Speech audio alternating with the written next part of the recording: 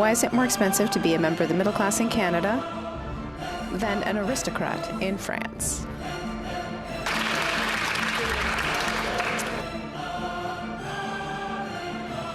Yeah. The Honourable Leader of the Opposition. They've been promising for 8 years that their bills would lower the cost, but since that time, housing costs have doubled. They promised their carbon tax would make people better off. Then they brought in a second carbon tax. And we asked the government's own officials at committee yesterday if their analysis showed that the cost would rise for energy and that these costs would be borne disproportionately by the poor and middle class, and that government official confirmed that yes. Why is this government taxing the people who can least afford it? Will they admit that after 8 years they're simply not worth the cost?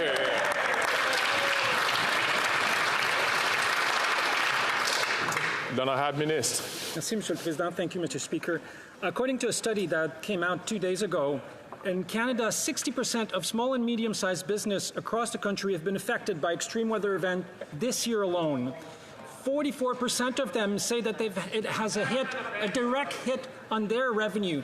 What's the response from the Conservative Party? Let's make pollution free again. Let's have more climate change. Let's have more air pollution and water pollution.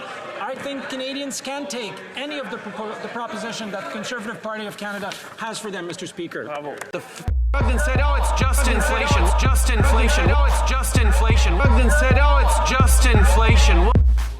Toronto's housing crisis is out of control, worsened by the loss of thousands of affordable homes by both Conservative and Liberal governments. Asylum seekers were left homeless this summer while the City of Toronto had to carry the weight of housing them. This federal government promised $97 million in assistance, but Toronto hasn't received it yet.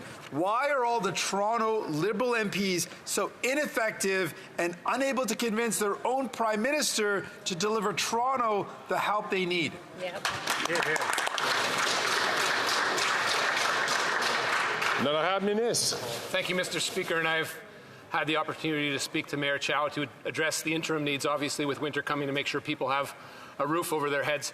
It's work we need to do with the Ontario government, with the City of Toronto, with the GTA generally, because we know that asylum seekers are being spread out into all those areas and they need to have a roof over their head for winter. But clearly what we need to see from the City of Toronto is the actual receipts. We've asked Mayor Chow for the receipts. We're glad to pay for those receipts once we receive them. Thank you. L'honorable député de Burnaby Sud. The Honourable Member for Burnaby South. To try that answer on someone who has to live on the streets. That's right. Yeah. L'histoire de Jeannette Chiasson, 66. Jeannette Chiasson, 76 years old, evicted, forced to find a smaller apartment, less well adapted, and more expensive. That's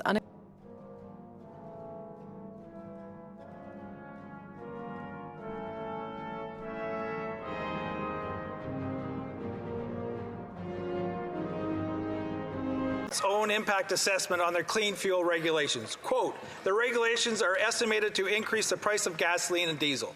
Quote, low-income households may be disproportionately affected by regulations. Quote, rural Canadians may have limited opportunity to reduce their fuel consumption in response to higher fuel prices. Why did the government ignore their own advice and plow ahead with a second carbon tax? Député de Dufferin-Caledon. After 8 years of this NDP Liberal government, Canadians are literally in housing hell.